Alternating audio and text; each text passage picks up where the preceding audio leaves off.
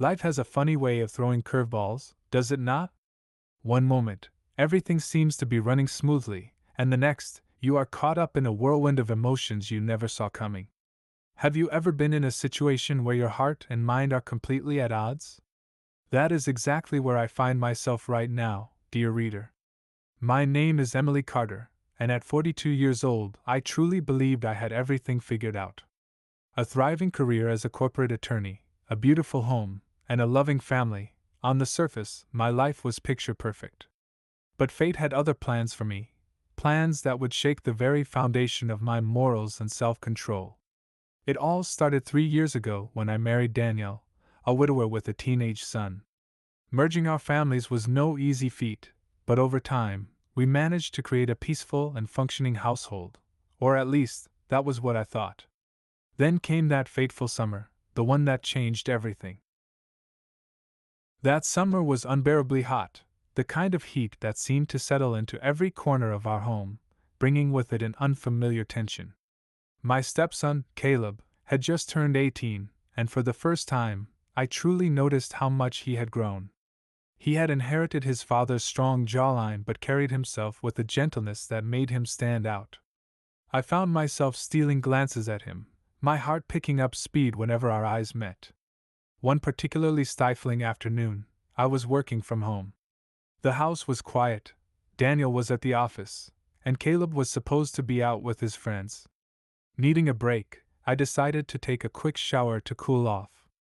As I stepped out of the bathroom, wrapped in nothing but a towel, I collided with Caleb in the hallway. My towel slipped, and for a heart-stopping moment, I stood there completely exposed. His eyes widened, a mix of shock and something else flashing across his face. My cheeks burned as I quickly gathered my towel around me. "I am so sorry," I stammered. "I thought I was alone." Caleb mumbled an apology and hurried past me, leaving me standing there shaken. That night, I could not stop thinking about the way he had looked at me. Something inside me stirred, something dangerous, something I knew I needed to push away. As the days passed, I became hyper-aware of Caleb's presence. Every accidental brush of our hands, every shared laugh, sent a shiver down my spine. I started finding excuses to stay home more often, telling myself it was just to be a better stepmother, though deep down, I knew there was another reason. One evening, as Daniel worked late, Caleb and I found ourselves alone in the kitchen. He was struggling with a college application essay, and I offered to help. Sitting side by side, the air between us thick with unspoken tension, our hands brushed. A jolt ran through me, and I instinctively pulled back, knocking over my glass of wine. As I hurried to clean the mess, my hands trembling, I could feel Caleb's eyes on me. The kitchen suddenly felt too small. "I am sorry," he said softly, reaching out to help. His fingers grazed mine. "It is fine," I managed, my voice unsteady. "These things happen." We cleaned in silence, the tension between us impossible to ignore. As we finished, Caleb hesitated before turning to me. "Emily, I have been meaning to talk to you about something." My breath caught. Was this it? The moment when we would acknowledge the unspoken? "What is it, Caleb?" I asked, forcing my voice to remain steady. He took a deep breath. "I got into Stanford," he finally admitted. "But I do not know if I should go. It is close to home, but I just do not know if I am ready." I pushed aside the storm of emotions inside me and focused on what mattered. "Caleb, that is amazing news," I said, genuinely happy for him. Without thinking, I pulled him into a hug. The moment his arms wrapped around me, a wave of warmth and something deeper rushed through me, leaving me breathless. I pulled away quickly, trying to compose myself. The next morning, feeling groggy from a restless night, I made my way to the kitchen. Caleb was already there, talking on the phone. Catching sight of me, he ended his call quickly, his face lighting up. "Morning, Emily," he said. "I was just telling Jake about Stanford. It still does not feel real." I busied myself with the coffee maker. "I am sure it does not," I replied. "But you earned it." He moved closer, reaching past me to grab a mug, his arm brushing against mine. I could not have done it without you, he said softly. I turned to face him, suddenly aware of just how close we were standing. His eyes locked onto mine, filled with something warm, something intense. You do not need to thank me, I murmured. That is what family does. His hand twitched, almost as if he was about to touch my face, but he hesitated and stepped back. Right, he said. Family. The word lingered in the air between us, carrying far more weight than it should have. I watched as Caleb walked away, leaving me alone with my racing thoughts. In the days that followed, we danced around each other, a delicate game of avoidance and stolen glances. I buried myself in work, trying to focus on legal cases, but my mind kept drifting to Caleb, his smile, his laugh, the way he looked at me. Daniel, bless his oblivious heart, did not notice a thing. He was completely consumed by a big project at work, and in a way, I was grateful for the distraction his absence provided. One evening, as I prepared dinner, Caleb walked into the kitchen, looking troubled. Everything okay? I asked. He leaned against the counter, exhaling heavily. I do not know, he admitted. I have been thinking a lot about Stanford. About leaving home. I put down the knife I had been using and turned to face him. Having second thoughts? I asked softly. Caleb ran a hand through his hair, exhaling sharply. Not exactly. I want to go, I really do. It is just. He trailed off, his eyes locking onto mine with an intensity that made my breath hitch. I am worried about what I might be leaving behind. The air between us grew thick, charged with something unspoken. I knew I should offer him reassurance, tell him that leaving was the right thing to do, but the words caught in my throat as he took a step closer. Emily, he said, his voice barely above a whisper. I need to know. Have you felt it too? This thing between us? My heart pounded. Caleb, I whispered. We cannot. You know we cannot. Another step. Closer now. I know we should not. He murmured. But that does not change how I feel. And I do not think it changes how you feel either. I squeezed my eyes shut, willing the moment to pass. But when I opened them, Caleb's face was inches from mine. I could feel the warmth of his breath against my skin. This is wrong, I breathed, though I could feel myself swaying toward him. His hand lifted, cupping my cheek with a gentleness that made my pulse race. Then why does it feel so right? He asked, his voice thick with emotion. I was at a crossroads. One path led back to safety, to the life I had built with Daniel.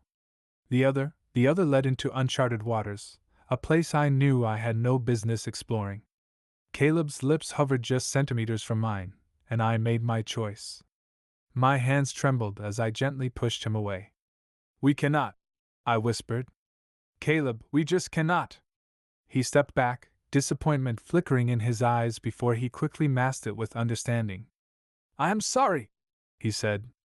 I should not have. I will go. As he turned to leave, an instinct took over. I reached out for him. But just as quickly, I pulled my hand back. Caleb, wait, I called. He hesitated, looking over his shoulder.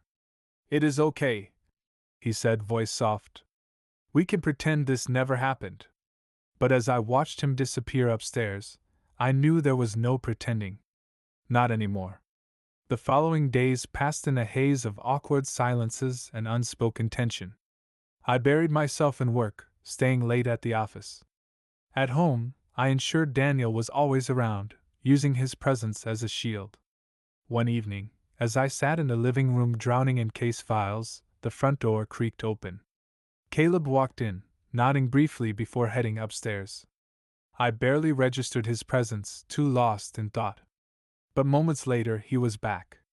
I jumped when he cleared his throat. Sorry, he said. I did not mean to startle you. It is fine, I murmured, forcing myself to focus. He stepped further into the room. Anything you want to talk about? His voice carried a weight that sent a shiver down my spine. Caleb, I started, unsure of where I was going with my words. About the other night. He sat beside me, close enough to feel his warmth but careful not to touch me. I meant what I said, he murmured. We can forget it ever happened. If that is what you want. I closed my eyes, my heart hammering. When I opened them, Caleb was watching me closely. And what if? I whispered. That is not what I want. His fingers found mine, hesitant at first. Then tell me what you do want, Emily. As I met Caleb's gaze, I felt like I was teetering on the edge of something dangerous, something I could not control. I knew I should put an end to this, but the warmth of his hand on mine rooted me in place. Caleb, I breathed, my voice trembling. We should not be doing this. Your father. I know, he responded, his thumb tracing gentle circles on my skin. But I cannot stop thinking about you. About us. I exhaled shakily, willing my body to step away. But when I looked up, Caleb had moved even closer. Tell me you do not feel it too, he murmured. Tell me I am imagining this connection. I knew I should lie. I should push him away. But instead, my hand lifted of its own accord, brushing lightly against his cheek. He leaned into my touch, eyes slipping shut. We cannot, I whispered, even as I felt my body betraying me, leaning toward him. Caleb's eyes snapped open, dark and unreadable. Then why does it feel so right? He asked again. The tension crackled between us, electric and undeniable. Then, the sharp slam of a car door outside shattered the moment. We jumped apart. My heart pounded as I realized Daniel was home. I should go, Caleb said quickly, backing toward the stairs. As he moved to leave, my voice caught in my throat. Caleb, wait. He stopped, turning to face me. We need to talk about this, I said, voice barely above a whisper. Tomorrow. When your father is at work. Caleb hesitated, then gave a slow nod.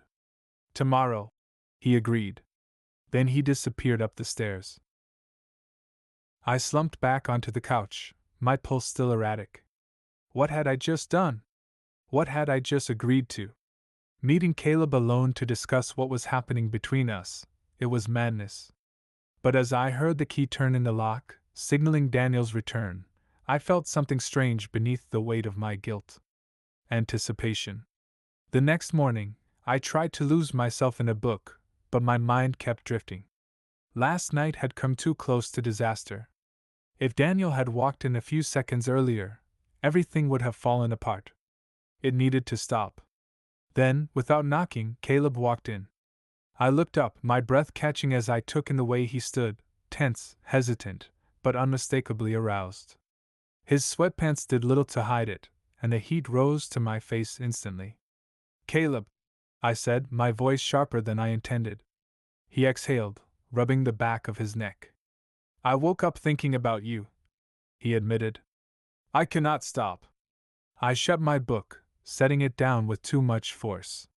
You have to. He took a slow step forward. Then tell me you do not want me.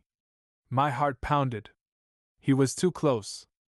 I could see the tension in his jaw, the way his fingers flexed at his sides like he was restraining himself. Caleb, this is not.